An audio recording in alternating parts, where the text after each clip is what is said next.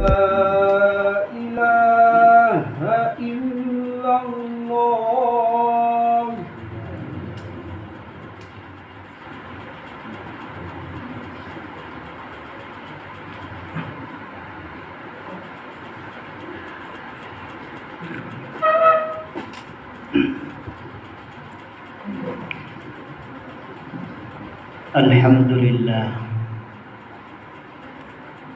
الحمد لله الذي أرسل رسوله بالهدى ودين الحق ليظهره على الدين كله وكفى بالله شهيدا. أشهد أن لا إله إلا الله وحده لا شريك له وأشهد أن سيدنا محمدا عبده ورسوله الذي لا نبي ولا رسول بعده. اللهم فصل وسلم على رسول الله محمد بن عبد الله وعلى آله وأصحابه ومن والاه لا حول ولا قوة إلا بالله. أما بعد فيا أيها الحاضرون أوصيني نفسي وإياكم بتقوى الله. اتقوا الله حق تقاته ولا تموتن إلا وأنتم مسلمون. أعوذ بالله السميع العليم من الشيطان الرجيم. بسم الله الرحمن الرحيم. يا أيها الذين آمنوا اتقوا الله حق تقاته ولا تموتن إلا وأنتم مسلمون. وقال أيضا يا أيها الذين آمنوا اتقوا الله وقولوا قولا سديدا يصلح لكم أعمالكم ويغفر لكم ذنوبكم ومن يطع الله ورسوله فقد فاز فوزا عظيما. Hadirin jamaah Jumat rahimakumullah. Alhamdulillahirabbil alamin. Sampai detik ini Allah masih memberikan kesempatan kepada kita, memberikan kesehatan, memberikan umur yang panjang sehingga kita bisa melaksanakan salah satu kewajiban kita di hari Jumat, yaitu melaksanakan sholat Jumat berjamaah. Mudah-mudahan Jumat kali ini adalah Jumat yang terbaik di sisi Allah Subhanahu wa taala. Amin ya Allah ya Rabbal alamin. Hadirin jamaah Jumat rahimahumullah, masih dalam suasana sukacita kita.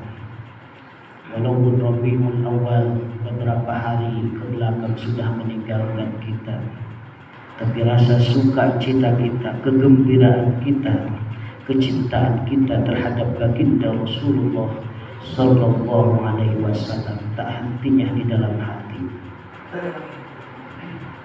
Kenapa kita mesti merasa gembira? Kenapa kita mesti begitu haru dengan kehadiran baginda Rasulullah sallallahu alaihi wasallam? Apa landasan kita tatkala kita melaksanakan ataupun menyelenggarakan maulid ataupun kegembiraan kita dengan kelahiran baginda Rasulullah sallallahu alaihi wasallam? Minimal ada dua alasan kenapa kita senantiasa selalu bergembira. Ada yang mengadakan pengajian, ada yang mengadakan penyembelihan, sedekah dan lain sebagainya. Karena terasa begitu gembiranya hati kita, berasa gembiranya hidup kita dengan kelahiran baginda Rasulullah sallallahu alaihi wasallam. Allah berfirman di dalam Al-Qur'an, A'udzu billahi minasyaitonir rajim. Bismillahirrahmanirrahim. Qul bi fadlillahi wa bi rahmatihi fabidzalika falyafrahu wa huwa khairu mimma yajma'un. Qul, katakanlah, bi fadlillahi, karena dengan fadlnya Allah, dengan karunia-Nya Allah, wa bi rahmatihi, dan dengan rahmatnya Allah. Fabidzalika, oleh karena itu, falyafrahu, maka kalian senantiasa bergembiralah dengan fadlnya Allah dan dengan rahmatnya Allah tersebut. Syekh Wahbah Al-Juhaimi menerangkan di dalam tafsir Al-Waziz apa yang dimaksud dengan fadlullah. Fadlullah dalam ayat ini adalah binuzulil Quran. Allah telah menurunkan Al-Quran sebagai pedoman hidup kepada kita semua. Dan apa maksud dengan rahmatnya Allah? Wa bi rahmatillah, wa bi rahmatihi, dan dengan rahmat Allah di sini tafsirnya adalah bi wilayatul Rasulullah sallallahu alaihi wasallam, dengan kelahiran baginda Rasulullah sallallahu alaihi wasallam.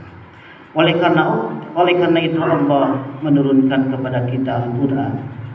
Allah menurunkan kepada kita Nabi terakhir baginda Rasulullah sallallahu alaihi wasallam. Apa yang Allah suruh kepada kita? Fabidzalika falyafrahu. Oleh karena itu silahkan kalian bergembira. Nah, dalam memaknai kata bergembira ini multi tafsir. Berbeda orang meluapkan rasa gembira dengan kehadiran Al-Quran, dengan kehadiran baginda Rasulullah sallallahu alaihi wasallam. Dan yang terpenting, catatan penting, selama perayaan tersebut tidak melanggar norma-norma agama, itu adalah luapan rasa gembira kita, rasa cinta kita kepada Rasulullah sallallahu alaihi wasallam. Wa huwa khairum mimma yajma'un. Dan itu semua adalah hal yang paling terbaik dengan apa-apa yang kalian kumpulkan. Lalu dalil yang kedua, apa landasan kita merayakan Maulid baginda Rasulullah sallallahu alaihi wasallam?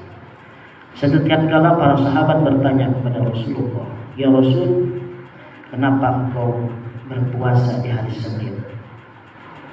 Lalu Rasul menjawab dengan dua jawaban. Para sahabat, ketahuilah, karena amalan-amalan kita, amalan harian itu oleh para malaikat disetorkan setiap hari Senin dan hari Kamis. Jadi kalau di sekolah kita itu memerlukan nilai dua, satu ada nilai harian, nanti ada nilai tahunan yang bersifat ujian. Nah, kalau amalan kita nilai hariannya itu disimpan rapi oleh malaikat dan disetorkannya itu setiap hari Senin dan hari Kamis. Dan kata Nabi, saya ingin ketika dilaporkan amalan saya berada dalam keadaan berpuasa. Lalu jawaban yang kedua, kenapa ya Rasul kau berpuasa di hari Senin dan hari Kamis? Kata Rasul, fihi wulidtu wa fihi unzila ilayya. Karena aku dilahirkan di hari Senin dan aku juga pertama menerima wahyu di hari Senin. Kenapa Nabi berpuasa di hari Senin dan Kamis? Alasannya, karena kata Nabi, aku bersyukur, aku bertanda mensyukuri nikmat yang Allah berikan. Aku dilahirkan karena aku dilahirkan di hari Senin, maka aku puasai hari Senin tersebut sebagai tanda syukur kita kepada Allah Subhanahu wa taala. Jadi kalau ada yang berulang tahun tapi dengan niat mensyukuri, selama itu perayaan tidak menodai norma-norma agama, itu sah-sah saja. Karena Rasul pun beliau berpuasa di hari Senin untuk mensyukuri karena beliau dilahirkan pada hari Senin. Hadirin jamaah Jumat rahimakumullah. Lebih daripada itu, landasan bukanlah satu hal, yang terpenting kecintaan kita kepada baginda Rasul. Apa hikmah kita memperingati kelahiran baginda Rasulullah sallallahu alaihi wasallam? Minimal yang pertama, kalau kita merayakan kegembiraan kita dengan kelahiran Rasul, satu, memotivasi kita untuk senantiasa bersalawat kepada Rasulullah sallallahu alaihi wasallam. Karena perintah salawat bukan dari Nabi, bukan dari para ulama. Perintah salawat langsung dari Allah Subhanahu wa taala. Innallaha wa malaikatahu yusholluna 'alan nabi ya ayyuhalladzina amanu shollu alaihi wasallimu taslima. Sesungguhnya Allah, para malaikatnya Allah bersolawat kepada baginda Rasulullah sallallahu alaihi wasallam. Apalagi kita umatnya yang ingin diakui umat baginda Rasulullah. Silakan, ini sebagai ayat memotivasi kita senantiasa untuk terus bersolawat. Senang dengan salawat, rajin bersolawat kepada baginda Rasulullah sallallahu alaihi wasallam. Hikmah yang kedua, minimal satu hadis diterangkan pamannya Nabi Abu Thalib itu siksa di kuburnya diringankan oleh Allah Subhanahu wa taala. Walaupun sampai meninggalnya beliau tidak pernah beriman, masih dalam keadaan kafir. Kenapa paman Nabi diringankan siksaannya? Dalam kaul hadis dikatakan karena beliau dengan kelahiran Nabi merasa gembira, merasa penuh sukacita, makanya Allah ringankan. Bahkan pamannya Nabi Abu Thalib sampai memerdekakan Abid 2 sampai 3 Abid dimerdekakan karena kecintaan dan kebahagiaannya beliau dengan kelahiran baginda Rasulullah Sallallahu Alaihi Wasallam. Pun demikian dengan kakeknya Nabi Abdul Muthalib, sampai meninggal pun beliau tidak beriman dalam keadaan kafir, tapi diringankan oleh Allah.